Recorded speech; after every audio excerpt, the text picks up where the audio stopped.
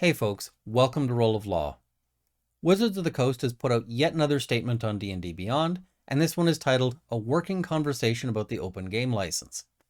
As I've done with previous statements, I want to go through this one and try to unpack it to see what we can learn both from what they say and from the things they carefully avoid saying. I also want to discuss the tone and the language that they use in this, because we need to do a bit of a credibility assessment and decide if this is something where we believe that they're actually looking to take a new direction and engage with the community, or if this is an effort to manipulate the community to get us to stop canceling our subscriptions, to get us to go back to the D&D movie, that sort of thing. So let's dive right in here. And as I mentioned, the title is A Working Conversation About the Open Game License, and it begins, "Hi, I'm Kyle Brink, the executive producer on D&D. It's my team that makes the game we all play." Now, when I read this, I started to cringe, and I'll explain why a little bit more as we get through some of this stuff, but this is going to start to sound really familiar if you've read a lot of PR statements before.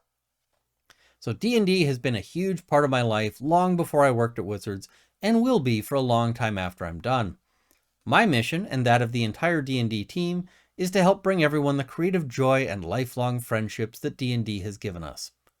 These past days and weeks have been incredibly tough for everyone. As players, fans, and stewards of the game, we can't and we won't let things continue like this. I am here today to talk about a path forward. First, though, let me start with an apology. We are sorry, we got it wrong.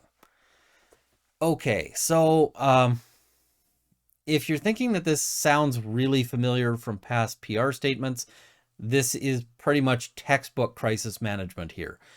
They've already sort of gone through some of the previous stages of crisis management, the first being ignore the problem and hope it goes away. People can't stay angry forever, right? And then the next one being deny the problem exists. We saw that. And now they're getting on to an apology that isn't really an apology. But this beginning with, let me introduce myself personally, let me establish my connection to things. I'm sorry, guys, I've seen too many of these. This is very much sort of how you go about trying to quell fires, but this is nothing new. This is exactly what every other company does when they tick off their fan base. So, yeah. Let's keep going here, but I don't think that this is very promising. Our language and requirements in the draft OGL were disruptive to creators and not in support of our core goals of protecting and cultivating an inclusive play environment and limiting the OGL to TTRPGs. Right now, we've already seen two lies here, and it's not great if they're starting off an apology with deception. The first of those lies is that when they say the draft OGL, well, we already know that this was sent out to some people with basically ready to go as a contract prepared for execution. So when they say draft OGL, don't believe them, because it appears that this was not intended to be a draft OGL, but intended to be final. And it's only because of pushback that they went, whoa, whoa, whoa, this is just a draft. We were only kidding, guys. So that's our first kind of bad sign here. Well, I guess our second, just the first being the language that they were using. And when they say not in support of our core goals of protecting and cultivating an inclusive play environment and limiting the OGL to TTRPGs. Okay, your core goals are making more money, and specifically by trying to get everyone onto your virtual tabletop, by shutting down other virtual tabletops. So when they're telling us that these are their core goals, no.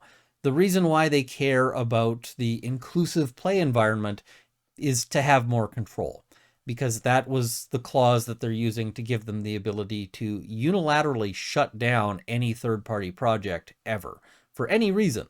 Because as much as they say, hey, this is about sexism and homophobia and racism, it allowed them to do it for any reason or no reason without any recourse or challenge. So when you read this, keep in mind that their core goals were actually power and profit. And yeah, limiting the OGL to tabletop RPGs has never been something that is good for the fan base. That is something that is solely good for Wizards. Then we compounded things by being silent for too long. Well, yeah, that was part of your PR strategy. We hurt fans and creators when more frequent and clear communications could have prevented so much of this. I actually think that you guys don't want more frequent and clear communications, because the clearer you are, the more it seems to hurt you. And in fact, this communication, your past communications, are not clear. They are quite misleading and shifty.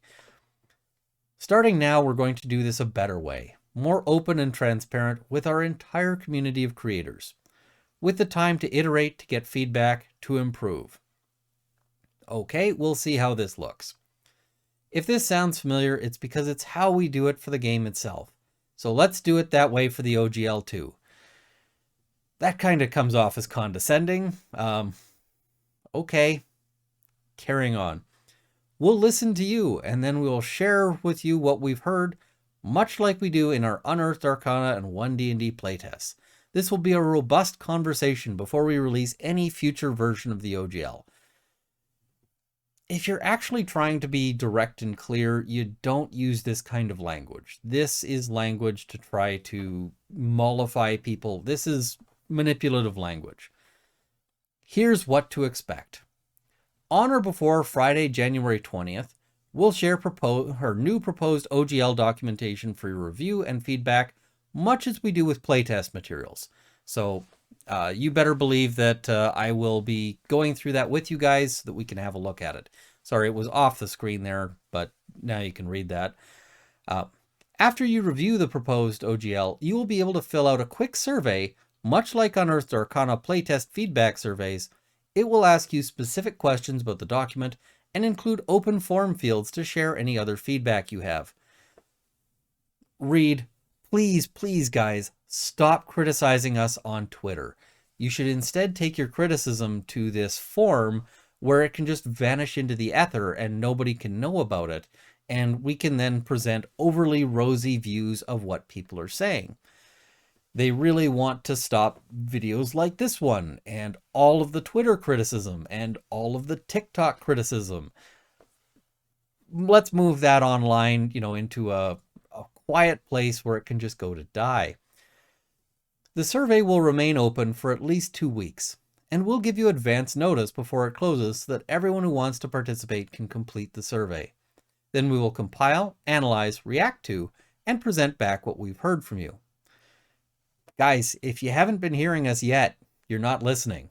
We've had a lot of comments. Why aren't you listening to us now? Do you think you're going to listen to us with this survey, or is it just a way to get us to stop the public criticism?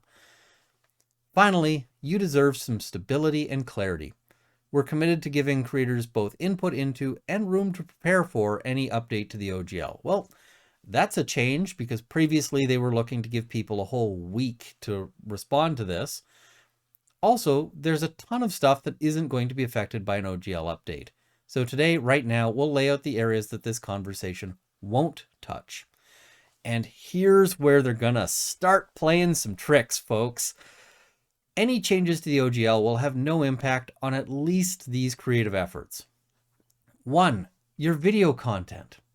Whether you are a commentator, streamer, podcaster, live play cast member, or other video creator on platforms like YouTube and Twitch and TikTok, you have always been covered by the Wizards fan content policy.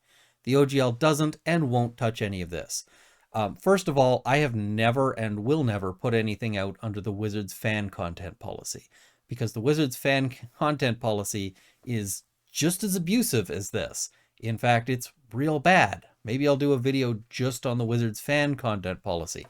But second, this was actually already covered previously, potentially, by the OGL 1.0a.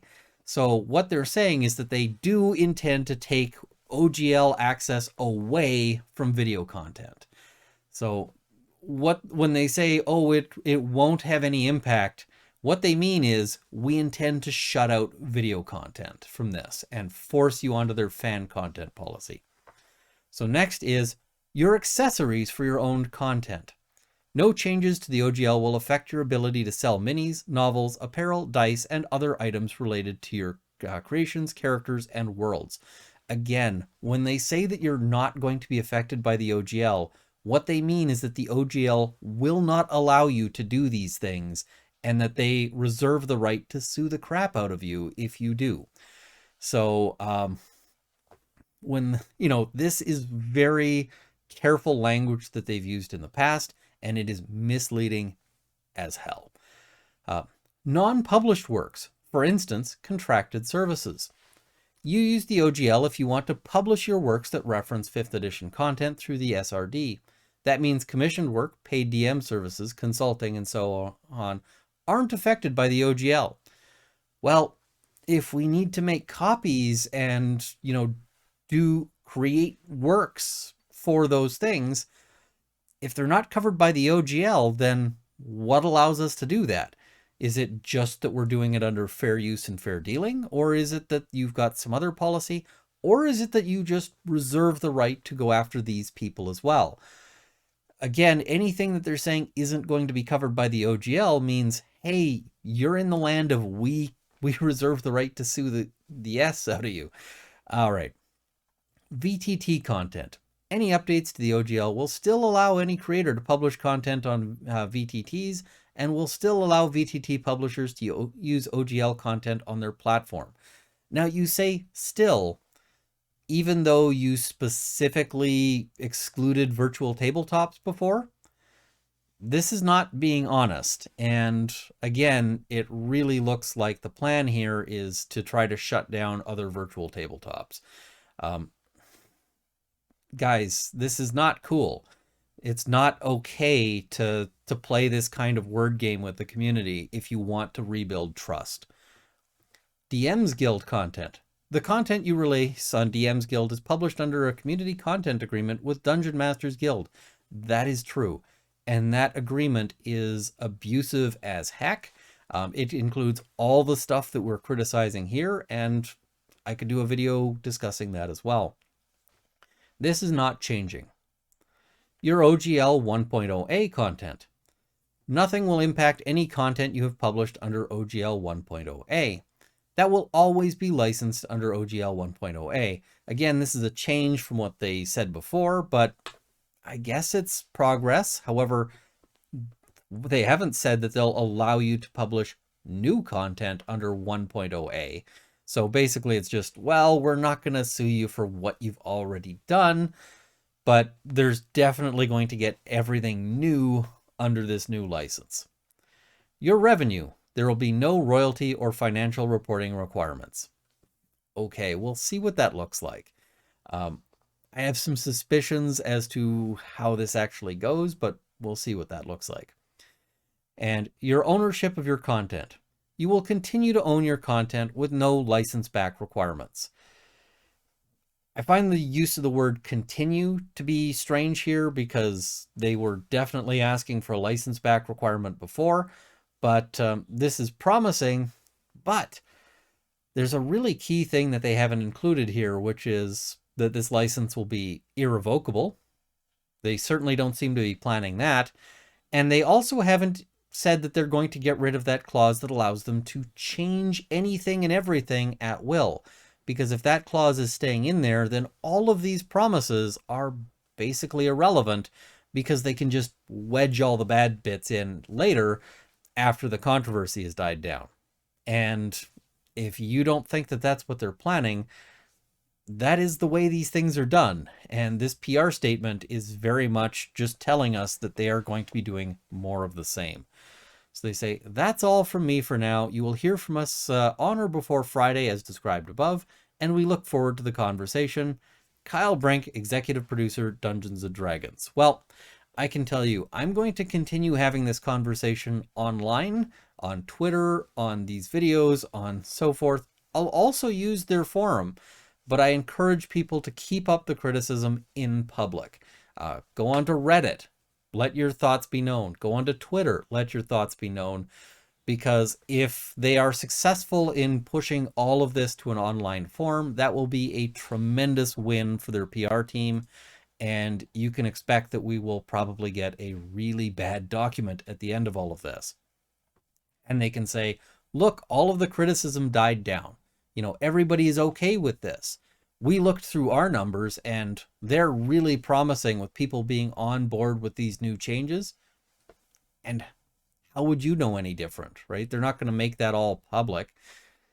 So, yeah, as mentioned, this appears to be very deceptive, and what they're telling people about, the things that this conversation won't touch, they're trying to pretend that they're promising that all of this stuff will be okay in future. And instead, this is a direct promise that they're actually going to cut these people out of the deal. So as a video content maker, that makes me pretty concerned. But long before I had this channel, I can say that I consumed a lot of content online. When I was curious about how a spell works or what the best choices were to make for my characters, I went online and I looked at channels, like Treant Monk's Temple and, the Talking Spellbook and so forth, just to see, hey, what are other people's thoughts on this? And those are potentially affected by these decisions, because when they say this conversation won't touch them, yeah, it means that they're going to be shut out. Guys, my overall assessment on this one is that this PR statement is really bad. They want it to seem like, hey, we're apologizing, we're backing away from our plans, and it's clear that they're doing nothing of the sort. They're telling the community that they're sorry, but they still haven't put the knife down. And until they do that, we need to keep the pressure on. I, for one, I'm not going to be giving Wizards of the Coast or Hasbro a single dime right now. I'm going to be avoiding the heck out of the D&D movie. There's some indications that that is something that's really important to them, because they really want to turn Dungeons and Dragons into a marketable brand that they can use to sell things outside of the D&D universe. They want to be able to push people onto their virtual tabletop. I want to give them indications that none of those things will be true, so long as they continue to abuse the fan base like this. If they're not going to come and deal with us honestly and fairly, then I'll deal with someone else. And this video today is actually pushing back a video I had planned to release. And that video is about why you should play Blades in the Dark. That video is still going to be coming out. I hope I'll have that out tomorrow. But I'm going to be making that a series of here's other games to play. Just sometimes breaking news will push those aside, and this is one of those times. But the